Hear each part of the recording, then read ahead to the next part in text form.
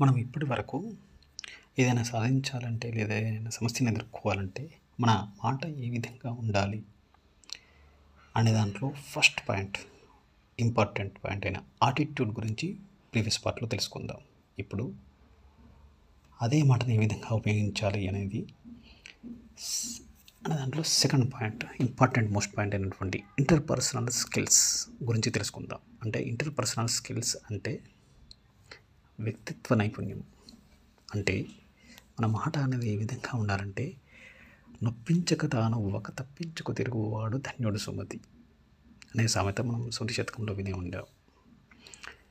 నొప్పించక అంటే మనం ఏదైనా సమస్య వచ్చినప్పుడు లేదా ఎవరైనా అన్నప్పుడు మనలో మనమేమి బాధపడాల్సిన పని లేదు. That will cause mental health, మానసిక ఆరోగ్యాన్ని ఎఫెక్ట్ చేస్తుంది. అదేవిధంగా ఎక్కువ రోజులు, ఎక్కువ నెలల పాటు దాన్ని సస్టైన్ చేసినప్పుడు అది ఫిజికల్ హెల్త్ను కూడా ఎఫెక్ట్ చేస్తుంది. కాబట్టి మనము దానికి నొచ్చుకోవాల్సిన పని లేదు. అట్లా అని చెప్పి అగ్రెసివ్గా వాళ్ళ మీద విరుచుకుపడాల్సిన అవసరం లేదు, లేదా సమస్య మీద విరుచుకుపడాల్సిన అవసరం లేదు. అంటే ఫస్ట్ రూట్ అవసరం లేదు. ఒక సోర్స్ నుంచి డెస్టినేషన్కి వెళ్ళాలంటే సెకండ్ రూట్ ఉంటుంది, ఫస్ట్ రూట్ ఉంటుంది, సెకండ్ రూట్ ఉంటుంది.